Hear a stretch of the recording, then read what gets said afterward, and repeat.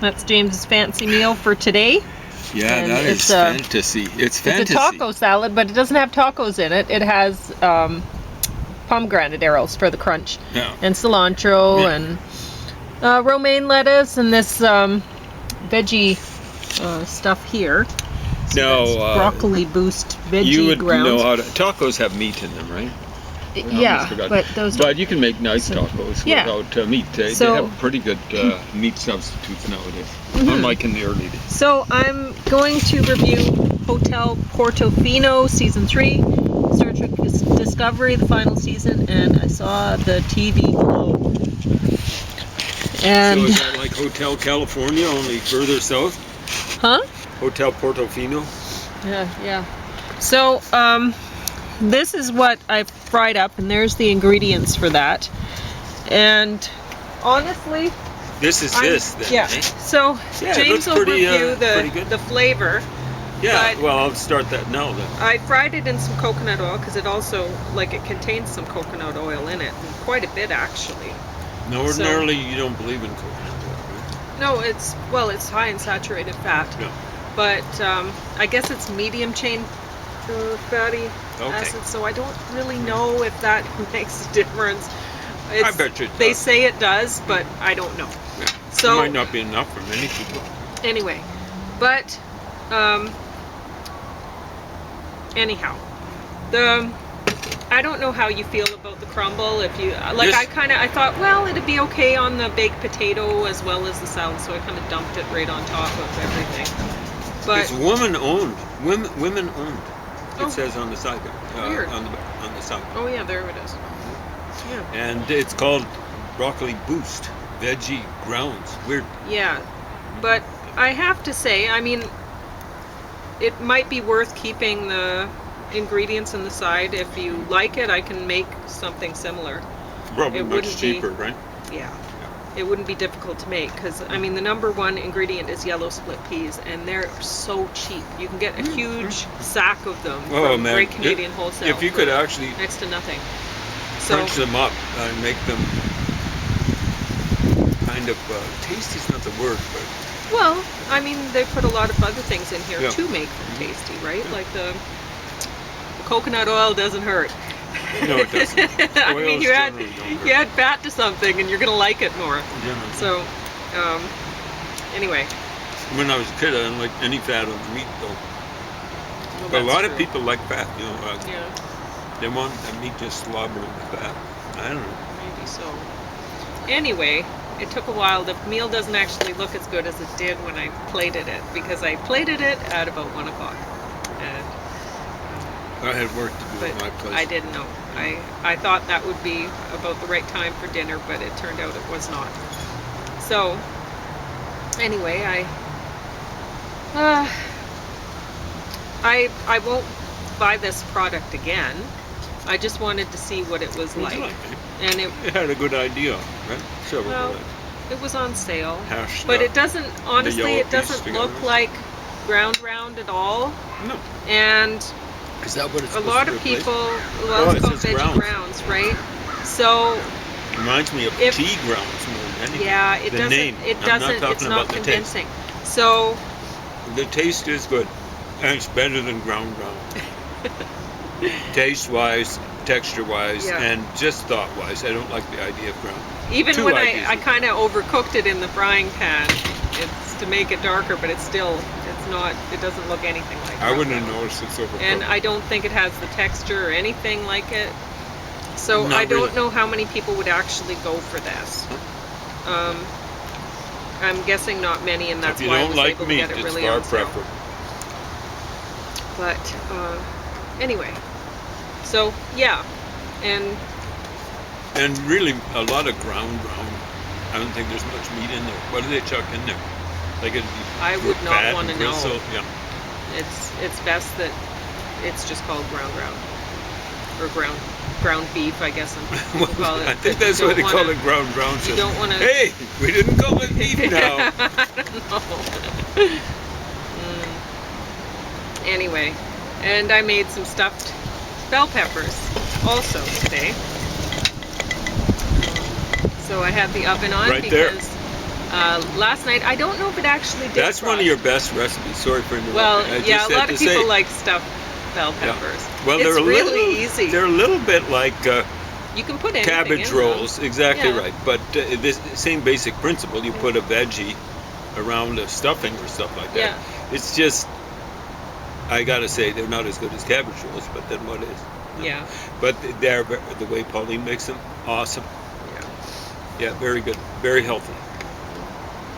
So anyway, I have a million different recipes for stuffed peppers, so they're easy. Whatever. I was thinking, oh, should I stuff them with this? I was actually considering frying this up and putting them in the peppers, but when I looked at how it fried up, I was like, oh, that's not so great. So I decided on lentil vegetable mixture, so that looks much more appealing. I don't know what he'll think of it, but whatever. So, incidentally, this is good with the good. Well, pomegranates improve almost everything. Yeah. Yeah, but particularly salads. But you could put them on yams, and they wouldn't ruin the really, yams. I made this salad like this today because I was visiting my mom, and she said Catalina dressing's really only good for taco salad. And yeah, but your taco salad doesn't always have to be the same. And it doesn't always, like, I was feeling sick because, well, I had a headache, and when my headaches, multi-day sometimes. Yes, and so today it's not so bad today. This is the 4th day in a row. 4th day, and yikes. So anyway, so I had a headache, and yesterday I was getting pretty hungry because honestly I wasn't able to eat. For fear of, right? And for fear of bringing on like a worse headache, right, from what I was eating. So I was like, these seem to be kind of like allergy headaches or something like that, some sort of allergy. Yeah, well, they're mostly reaction. Triggered by whatever I've eaten or drank. But anyway, so, and figuring out what did it is not always easy. But if you look back a few days, you will notice that I tried drinking Earl Grey tea, and I can't, apparently. So you might be thinking, oh, the definition of stupid, doing the same thing and expecting a different result. But, you know, I keep, for a while.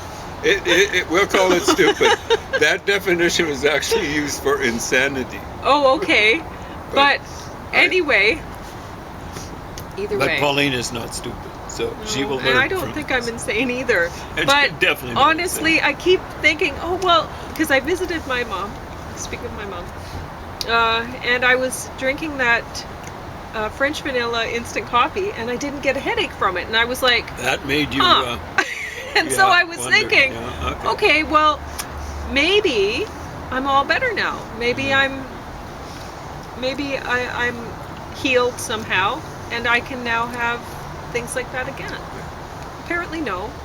No, I can't have Earl Grey tea. But it came back. So, oh well. It's wishful thinking. Yeah, it doesn't matter. You know, it wasn't even that good. Like, I drank it and I was thinking, it's not as good as I remember it being.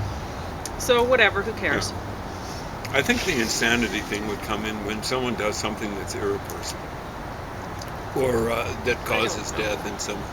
So it would be more like what's happening in politics, you know, like with the right and the left wing in the United States, the Bernie Sanderites and the Donald Trumpites. Anyway, sorry.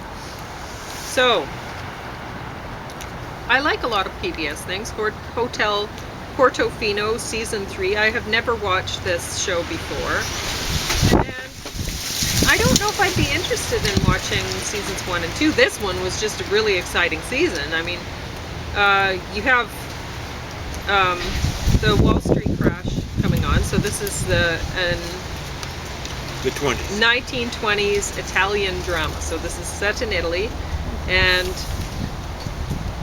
but it's really about a British couple, and you know there's a lot of wealthy people who happen to be in Italy, and they're not all Italian. Some are British, and some are American, and whatever. And so And with a hotel, I mean, you would encounter people from elsewhere. But anyway, so they'd go there for the climate as much as anything. The yeah, Mediterranean climate, that's what you got in Southern California. It's called a Mediterranean climate. Check it out. Central part of Chile, 2 spots, southern part of Australia, southern part of South Africa, and so very few places in the world, and people flock to those southern places. part of Australia? 2 places, yeah, around Adelaide and around Perth. Oh, really? Little patches. The southern tip of South Africa, and I think I've enumerated basically all of it. Okay. Yeah. So anyway, people want to live there. They can't afford to live there. They want to tour there. if you have some kind of idea of about history, if you have just a little bit of information, so that you basically know what will be happening around that time. That was that right? Movie where they had the fascisti trotting around the streets of stomping on the streets. Black shirts. Italy. Yeah. So it's interesting. That in Germany with the Nazis in brown shirts and black shirts. It's when I was watching this, I was thinking, it's funny because I usually don't like period pieces, and especially ones set around this time. Honestly, no, well, Victorian. I really have a hard time with Victorian era stuff. Well, it's because you've seen so many BBC productions. So yeah, maybe that's true. But if I see another BBC, speaking of historical, this would be legendary. Another Arthurian remake, please. BBC. British I like people. those. Oh, do you? But anyway, yeah, I was thinking I usually hate this sort of thing, but this got top of the stack. This got top of the stack above this. And is that the Star Trek? I like Star Trek. But, Wow, are there any white people in that? Yeah, there are a few, but I've reviewed this is the final season, and this one did not last very long. And I was making, maybe a little bit of fun of it before in the past, not this season, but others. Other Star Trek, other Star Trek Discovery seasons. Yeah. Because I was thinking, man, they're really going all out trying to get as many people of color, people of different sexualities or whatever into the show, and it just seemed really forced and it's not just cheesy. Forced, it's discriminatory. Like, what percentage of actors in Hollywood are white? Yeah, but here, I mean, you have aliens, so whatever. You could, I guess, you could dress it, but still, it sends a really bad message. At any rate, well, it didn't last long anyway. Well, so other people must have been thinking, this kind of sucks too. But this season actually was really entertaining. And, I mean, I was pretty sick yesterday. The headache was pretty bad, and so I had to turn the volume down really low. I thought about just putting the closed caption or whatever you call it on, so that I could just read the dialogue and not hear, because I had bad headache. But I managed to get through it somehow, and yeah, it was entertaining, especially the first disc more than the others. But right through, it's basically a intergalactic treasure hunt. So they're all over the place, trying to find, like, they're getting different clues along the way. Like, find one thing and then they find another thing. So it's kind of like a scavenger hunt that way or whatever. I always liked those when I was a kid. Sure. Never came close to winning. Yeah. So it was fun and really entertaining. It was a little too loud for me, but that was just my state of being at the time. No, it was me too. Okay. It just went on and on. It sounded like us kids in the rumpus room. Yeah. Raising a rumpus when there were 7 kids in the family. Mm-hmm. Now, like I said, it started out a lot stronger than it ended up. I didn't like the ending at all, but I'm going to say, really? There's all the diversity you could think of. Well, I guess they didn't pick somebody who was very creative to think about diversity of life. I mean, because we know that we've already lost so many species, so even if you just tried to fix that little glitch and brought the lost species back, that would you'd have a whole lot to work with. You'd be busy for a long time trying to get that produced. But anyway, whatever. Entertaining. Not so much. So, I saw the TV glow. James came in and he said, failed college project?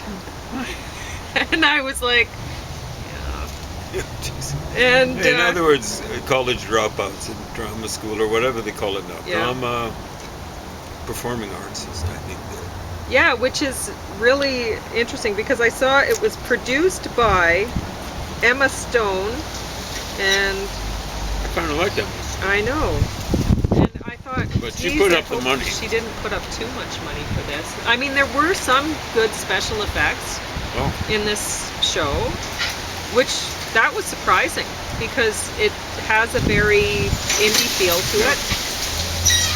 Like James said, failed college project, right? Yeah, so maybe not even university. Yeah. So it has that feel that it really, they didn't put a lot of money into it, but maybe not a lot of thought either. Yeah, they probably should have rehearsed a little more, and not with my mouth full. Honestly, I don't think I should talk about this because I won't give it a very good review. I really don't have a lot to say that's positive about this. And I feel bad because when people go to the work to make these things and they're, it doesn't seem like they're some big money-making movie machine or whatever. I don't know what they're thinking.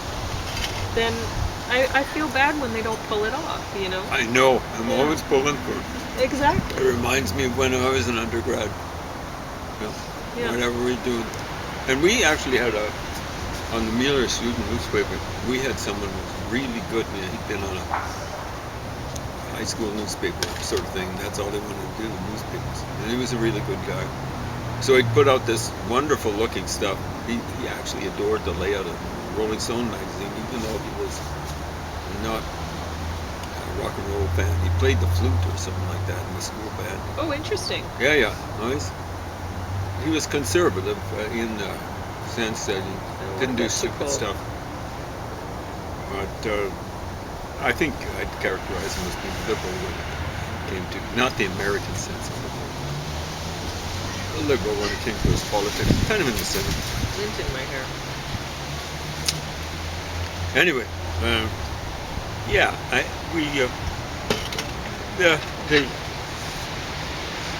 the politicos were strictly a minority writing for the student newspaper. My reviews were strictly minority too, just rip out whatever opinions that were in Rolling Stone magazine. Not exactly. But I kind of adored a guy called John Ned Mendelsohn. If you're still around, John Ned, you really knew how to write a review. And you really knew how to write a rip review. But I think Rolling Stone just loved printing John Ned Mendelsohn, although I think he was associated with Cream magazine more than Rolling Stone. Whenever a Led Zeppelin album came out, it might have been Led Zeppelin one, John Ned Mendelsohn wrote something to the effect that Robert Plant sings notes that only dogs can hear. So Robert Plant is that very high voice. And it's rumored that Jimmy Page is so good on the guitar, he can play notes with one hand or something like that. Did he realize that eventually Eddie Van Halen would make a career out of that? Well, tapping with one hand, and stuff like that. But apparently Jimi Hendrix was doing that. Someone was listening to something that had been caught live, maybe taped illegally, And they're going, there's no way you could play that. And of course, Jimi Hendrix died in 1970. So this is almost a decade before Eddie Van Halen started making it big. No way someone could play that unless they were tapping. Jimi Hendrix invented a lot of stuff. Died way too soon. Should have got a lead singer though. Here you go. This stuff, I don't know. This thing's pretty crappy. So yeah, I would say this broccoli boost veggie grounds. This was basically like it seemed like a veggie burger recipe that didn't work. It didn't hold together, and people were like, "Oh, what can we do with this instead of making veggie burger?" So yeah, it's unfortunate.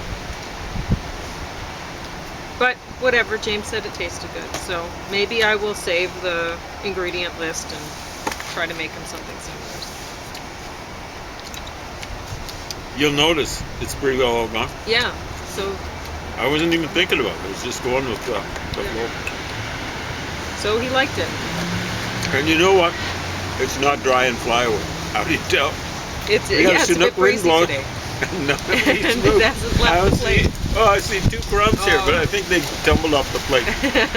One ended up, see, they kind of sticks together. It was sticking to the side of the table.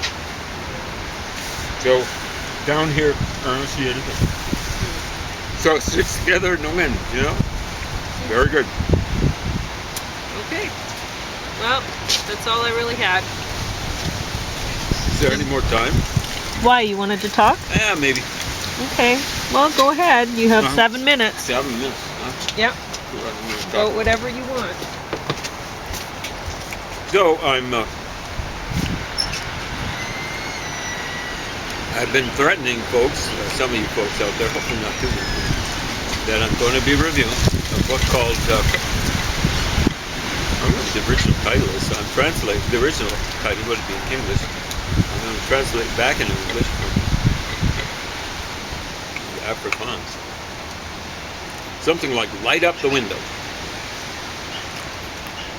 I suspect L-I-G, I suspect is light in Afrikaans. Might is M-A-G. In German, Macht. M-A-C-H-T. So I'm just going with that. I don't have an Afrikaans dictionary. I can't figure everything out just right off the bat. So I'll pick it up from context and from what I know of Dutch and German. Frisian, a little bit of Frisian. And English, of course.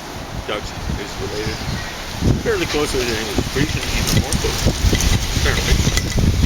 What's to say? Excuse me for chowing down while I'm talking, but you don't like it? I always switch to something else. Watch Tucker Carlson or something like that. Or watch some sort of left-wing echo chamber. We're not going to get an echo chamber here, but there's going to be stuff that kind of hurts to hear. Pretty well everyone. You know, the reason being that I'll read stuff and I say, man, oh man, that kind of punctures. I'm talking about not someone's conclusions, but things like stats. Things that almost like facts.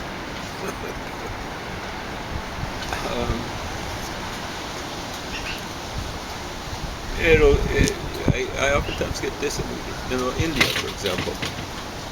It was very disillusioning reading a recent report on how India did since independence vis-a-vis South Korea over the same time period. South Korea had an awful war in the intervening time, the Korean War. They would have had to rebuild after that. But they helped the Americans.